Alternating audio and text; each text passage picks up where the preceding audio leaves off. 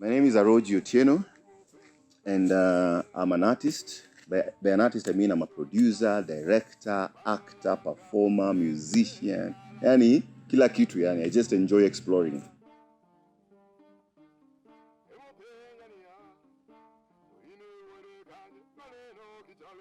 This instrument is, it really represents my culture, you know. So the Luos traveled with this instrument all the way from where we came from. Some people say Egypt, some people say northern Sudan, and we travel with it. That's why we are called Luos, which means followers. So we are followers of the Niles, and we settle around East Africa.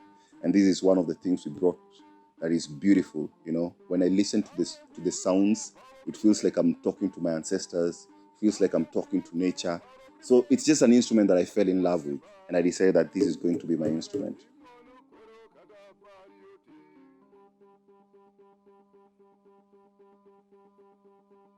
I started learning the Nyatiti in when was it?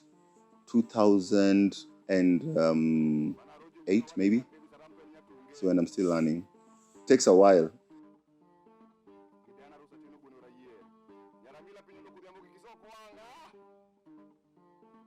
I run a record label called Nganya Records, which we've worked.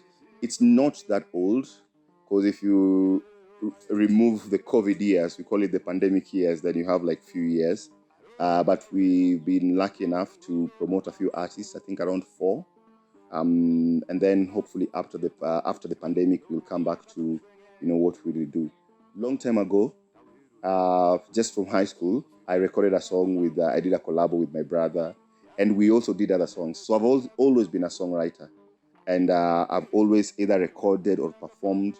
My kind of theater, my kind of style also involves a lot of songs in it. So sometimes I do copyrighted songs, sometimes I do original songs.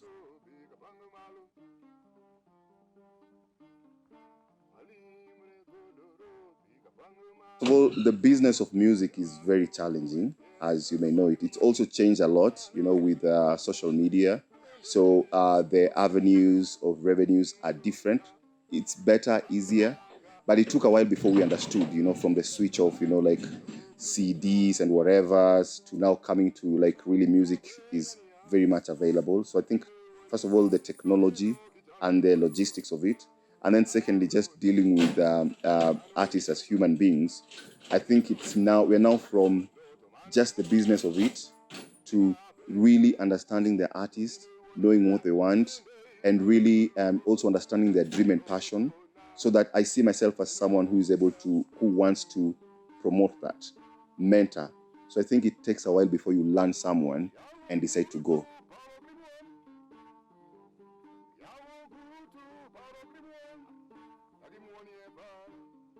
So I do a lot of theater. I run a company called Bolt Theatre Kenya. We just did, so we are one of the first groups to turn into digital theater. We produced a play called Toshanisha that ran internationally. I think we've done our second festival. Our last festival was in the Hollywood Fringe Festival, and we won an award. Congratulations. Yeah, so we are an award-winning company. That's what we do, even though the Bold Theatre has been there for only 1.5 years. I also run Aroji Drama Academy, which is more now to do with training actors. My passion has always been training actors. I've trained actors for the last, maybe 18 years. and we also do a little bit of film. So we are kind of going back into doing some films as well, and going back to the passion of training actors, especially actors for film.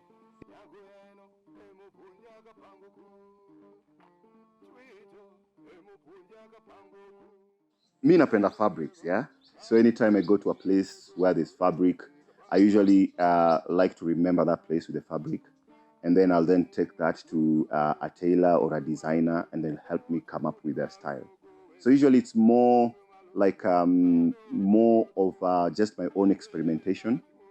As long as there's nice fabric, I see what I can do with it.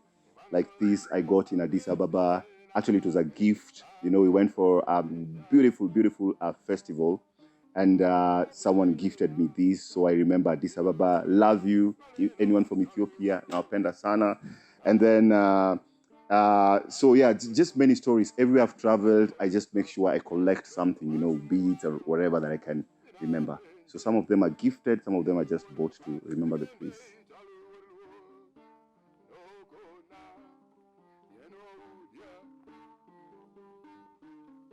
Behind my success, there are definitely women. One of them is my grandmother, who I love very much. The other one is my mother, who I also love very much. And then the rest, you'll just slowly, slowly, will get to know what there is.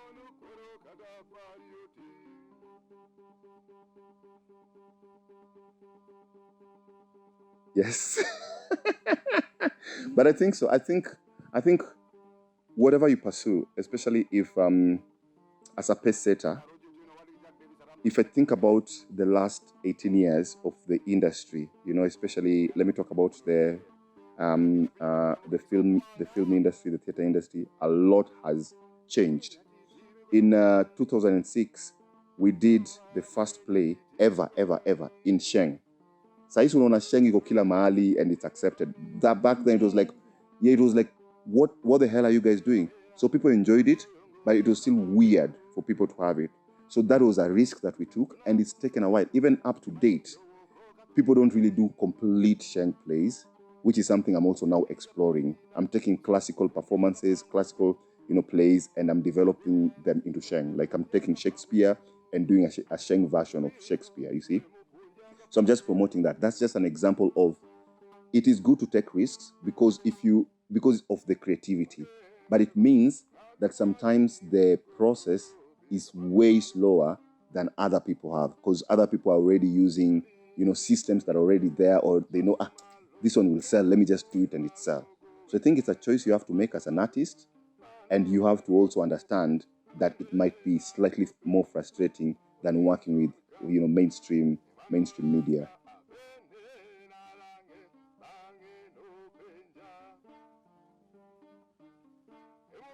I grew up in Eastlands, partly, and I remember when we were young, we used to actually come up with the Izoma words, with the languages. And then I remember at some point, reverse, Ishenya reverse ikakua, really hot. So kulikuwa like every mtaa used to have its own words, and then we used to reverse them. And then back then, pako ulikuwa unaweza kusengenya mtu kwa ma3, and it was really fun. Me saying nimezisahau because, like, you know, I'm a bit, but when this sort of gengeton thing tokea, I was like, this is so amazing that zile vitu tulikuwa nafanya mtaani watu walikuwa na reject, like this is like 25 years ago, sai ndo zimehit, sai ni a good thing. So ukiangalia the journey ya gengeton si ati kitu pia watoi, kitu mpya, kitu watu wanafanya. Those people are standing on someone's shoulders, and it's great that you know, you have a lot of people who have also decided waendelee kuwa support as many people bash on them. So that is an example of how, you know, like I feel like Sheng has actually changed the culture, the East African culture completely, you know. And I believe that very soon, mark my words, it'll happen. Very soon, even Tanzania wataanza kuongea Sheng.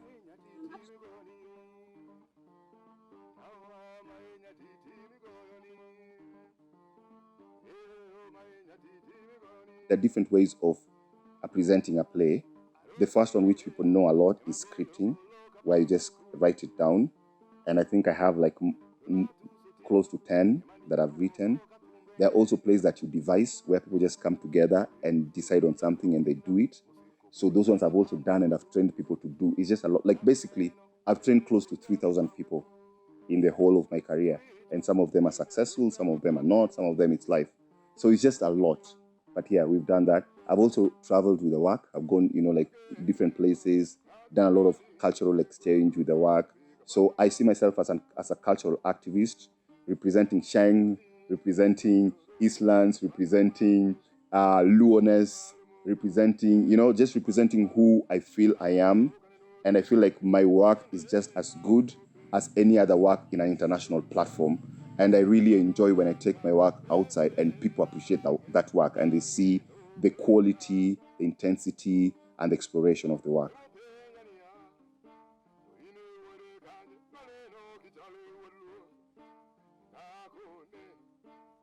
The first play I did, My Moving Home, was more of a biographical play, so about my life and my story. It was, I traveled with it. The near outside would say, of course, Tanzania, but then I also traveled with it to different other places. The work was also studied abroad in New York University. A version of the play was presented at, I've forgotten the complete name, but it's like a black festival in New York. That was like an extract of the play. So that was like the longest running play. That was back then in 2010. So I've had quite a few, but then the most recent is this that I did. We just did a digital theater. It was called Toshanisha. We collaborated with a big Brazilian company called Osatiros. So they had the original story, but then we also improvised it with a Kenyan and Brazilian cast. We presented it as digital theater, and then we just showed it at the Hollywood Fringe Festival. Yeah. So we've gotten quite a few of recognition. I've also done, artistic residencies, in different places. Festivals, a lot of festivals around East Africa and outside. So yeah, but the most for me, I enjoy more when I'm traveling within Kenya.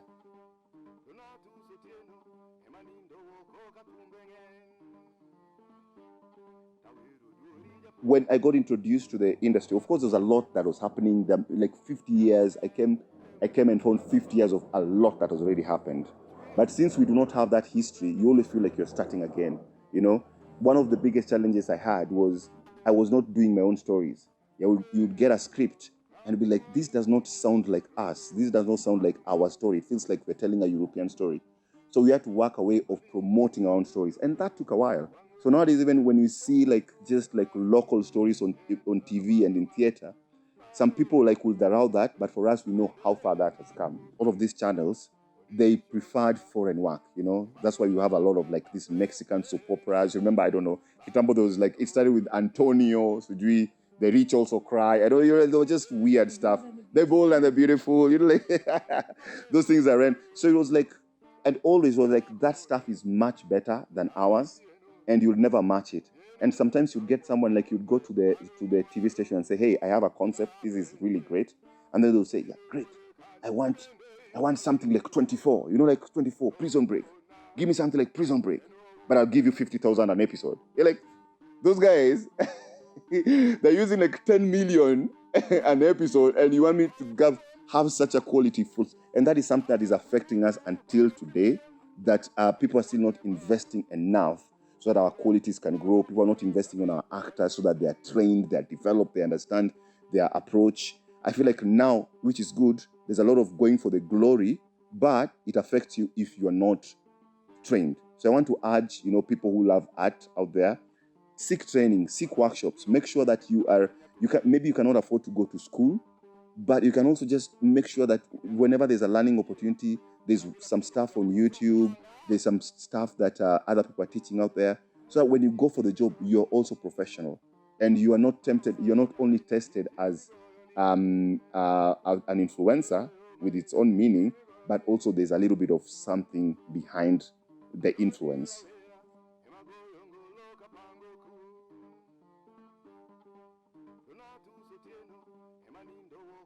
When I worked with the theater company run by Keith Pearson and Mumbi Kaigo at that time, that really changed the way I looked at art, the way I looked at life itself. Sometimes even life, you challenge yourself.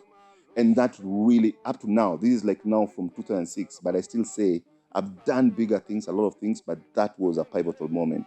And just recently, before COVID, I also got David, this awesome guy called David Diamond, who invited me to Umbria Umbres in Italy, and that also really changed my life because the people who I met there, the connections I met there, these are like complete art lovers. They're just also human beings who loved each other. Just like sometimes when I just want to know go paku, and that really gave me also another. I just saw again the work of art differently. I saw art because I'd been just hustling with art, and now I saw art as a piece of love. It's like a love story, an expression of love, exactly. And so when I work with younger people, when I work with, I feel like it's been fun. The from 20 during the COVID era, working with people has actually been more fun to me, more enjoyable. I removed that element of minimum you have to pay. I removed that headmaster feeling, and even like I'd taken a 7-year hiatus from acting, and when we did this show to Tanisha that won the award, I was actually a member of the cast with my students. So, and it's been very memorable. I just a lot more humility, a lot more love, and I feel like now I understand myself and my art much better in that way. Yeah, so I thank God. And when these mentors come, that is why I also have the urge to then mentor other people.